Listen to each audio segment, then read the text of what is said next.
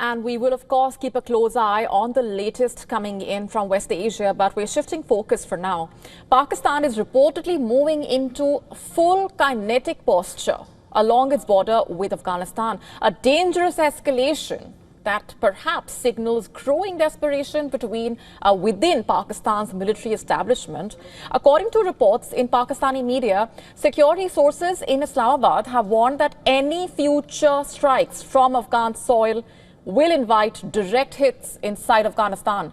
And this marks a sharp departure when it comes to Pakistan's approach. Also a clear shift in its rules of engagement. Field Marshal Asim Munir now finding himself under a lot of strain as the tensions flare on multiple fronts. Last week's attacks in Kabul came just as the Taliban's foreign minister, remember, was in India, a coincidence that has not gone unnoticed in the region. The Taliban claims Pakistan was behind the attacks in Kabul and southeastern Paktika last week, killing civilians, while Pakistan has called on Kabul to stop harboring TTP terrorists on its soil, quote unquote. Over the weekend, fierce clashes followed around midnight, where the Taliban claims to have captured 20 Pakistani posts and killed 58 soldiers. Islamabad disputes those numbers, saying 23 of its troops died and that 200 Taliban fighters were neutralized. The violence has paused only after mediation from Qatar and Saudi Arabia, but Kabul has warned that any violation of its territory will provoke retaliation. The United States and Iran, in fact, have both urged restraint, cautioning that a spiral of strikes and counter-strikes could destabilize the entire region. At home, Asim Munir's troubles only mounting. Political instability in Khyber Pakhtunkhwa adding yet another layer of difficulties for the military chief. Suhail Afridi, a nominee backed by Imran Khan's PTI, has been announced as the new chief minister, a move that the opposition rejected as unconstitutional after boycotting the elections. The governor there had even questioned the authenticity of former Chief Minister Ali Amin Gandapur's resignation letters, but Imran Khan's camp pressed ahead, claiming on X that the transition was made under Khan's direct orders to manage the worsening situation in northwestern province there. Remember, the Pakistan establishment has tried to remove the PTI government from Khyber Pakhtunkhwa, the only province in Pakistan where the PTI government is in power, on multiple occasions, but to no avail. Just to put this simply, Asim Munir has failed to defeat Imran Khan, even though he is behind bars. And Imran Khan's decision to remove Gandapur stems from him being viewed as too accommodating towards the Pakistan military.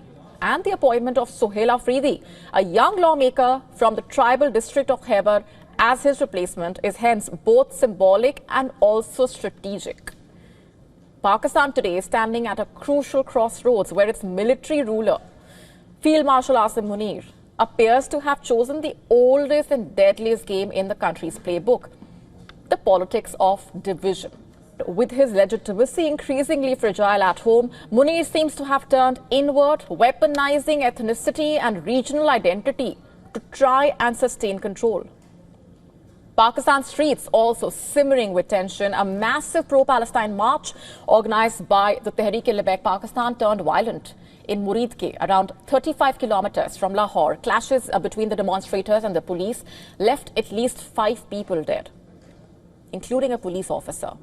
Dozens of others were injured. Videos from the site where the clashes took place showing vehicles burning, chaos spreading as the protesters tried to remove the barricades on the highway from Lahore to Islamabad.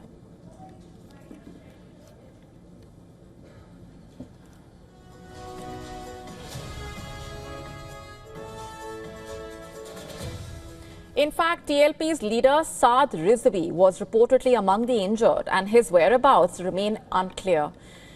Gunfire echoed as he appealed to the security forces to stop firing. Police saying that they have arrested over 100 demonstrators and are still hunting for the protest leaders hiding in nearby neighborhoods. You see, for Pakistan's army chief, this combination of these border battles, the political turmoil, the street unrest, representing multiple challenges. Asim Munir's and Pakistan Army's another traditional playbook of blaming India no longer resonates.